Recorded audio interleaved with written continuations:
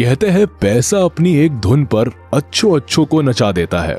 इसकी खनक में कितनी पावर है इस बात से तो हर कोई वाकिफ है, तभी तो लोग इसे कमाने के लिए दिन रात मेहनत करते हैं। पर जब मेहनत रंग नहीं लाती तो लोग लालच में कई बार स्कैम जैसे गलत कामों के झांसों में आ जाते हैं, जिसके जरिए वो लाखों करोड़ों कमाते तो है पर पकड़े जाने पर सजा भी पाते हैं। तो आज हम आपको कुछ ऐसे ही केसेस के बारे में बताएंगे जहां लोगों ने कानून की आंखों में धूल झोंक कर बहुत पैसे कमाए और बात सामने आने पर अपनी इज्जत का जमकर फालूदा भी बनवाया। तो चलिए जानते हैं। नंबर 1, हवाला स्कैम। हवाला स्कैम एक ऐसा स्कैम था जिसने भारतीय राजनीति में हलचल ला दी थी। जहां देखो वहां बस इसके बारे में बातें चल रही थी। खास तौर पर इस स्कैम में कुछ बड़े लोगों का नाम खुलकर सामने आया था, जिसके बाद इस स्कैम को और उछाला गया।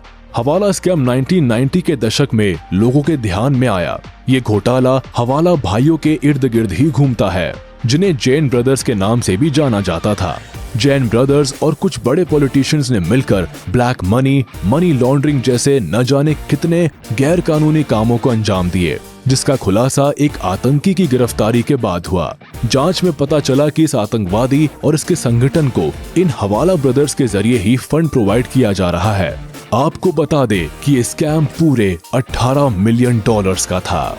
तो देखा आपने, पैसे की ये धोखाधड़ी आपको किस हद तक भारी पड़ सकती है। अब आप चाहे इसे छोटे लेवल पर करें या बड़े लेवल पर, बात सामने आने पर आपको सजा मिलनी तो पक्की ही है। Number 2, Indian coal allocation scam. Indian coal allocation scam CBI के सबसे लंबे खिंचने वाले केसों में से एक है, जिसमें साफ तौर पर पूरे 1,85,591 करोड़ रुपए का घोटाला सामने आया था। इस केस का मास्टरमाइंड दिलीप रे को माना गया, जो कि 1999 में minister of state for coal था। कहने को तो इस केस से भी कई बड़े नाम जुड़े हुए थे, पर सामने केवल कुछ नाम ही आए। इस स्कैम में सरकार ने उन प्राइवेट फर्म्स को कोल ब्लॉक्स अलॉट किए जो कोल इंडिया लिमिटेड और Singareni Coleridge company limited production plans का अहम हिस्सा नहीं थे। पर नुकसान हुआ भी इस वजह से क्योंकि इन फर्म्स को केवल कोल ब्लॉक्स अलॉट किए गए, न कि नीलाम किए गए, जिसकी वजह से जो लॉस हुआ उसने सबको चौंका दिया।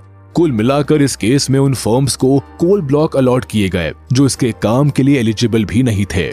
इस केस में होने वाले नुकसान को खुद comptroller and auditor general of India ने अपनी एक रिपोर्ट में बताया था।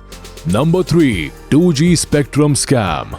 2G स्पेक्ट्रम स्कैम घोटाला साल 2010 में सामने आया, जब भारत के comptroller and auditor general of India ने अपनी एक रिपोर्ट में साल 2008 में किए गए स्पेक्ट्रम एलोकेशन पर सवाल खड़े किए। उन्होंने साफ तौर पर अपनी सभी बड़ी बातों को सबके सामने रखा। उनके अनुसार 2G स्पेक्ट्रम स्कैम में कंपनियों को नीलामी के बजाय पहले आओ और पहले पाओ की स्कीम पर लाइसेंस दिए गए, जिससे सीधे सरकारी खजाने को लगभग 1,76,000 करोड़ रुपए का नुकसान हुआ, जो कि अपने आप में ही बहुत बड़ी अमाउंट थी। इस स्कैम ने एक लाइन से उस समय की सरकार पर सवाल खड़े कर दिए थे, जिसकी जांच सुप्रीम कोर्ट में की गई और मामले में कई लोगों के नाम केस दर्ज किए गए।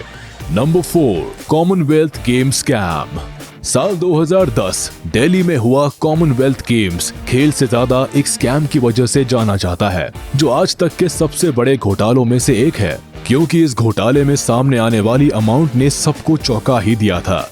अब 70,000 करोड़ रुपए कोई छोटी अमाउंट तो है नहीं। इस स्कैम की बात खुलकर तब सामने आई जब इवेंट खत्म हुआ और लोगों ने इवेंट को लेकर भर के कंप्लेंट्स की, जिनमें गंदे quarters, leaky walls, incomplete construction, dengue fever जैसी बातें सामने आई। फिर क्या, जब मामले की जांच की गई तो पता चला कि Commonwealth games committee members, politicians सबने मिलकर पैसे का हेर-फेर किया है और अच्छी कंपनी को कॉन्ट्रैक्ट देने की जगह लोकल कंपनीज को कॉन्ट्रैक्ट दिया, जिसके बाद घपला करने वालों के खिलाफ कार्रवाई हुई और सभी दोषियों को सजा सुनाई गई। Number 5, Saradha chit fund scandal. The Saradha scam या सरदा चिट फंड स्कैंडल 2013 में होने वाला एक बड़ा केस माना जाता है। इस केस में भी पैसा डबल करने वाली पॉलिसी से ही लोगों को अट्रैक्ट किया गया।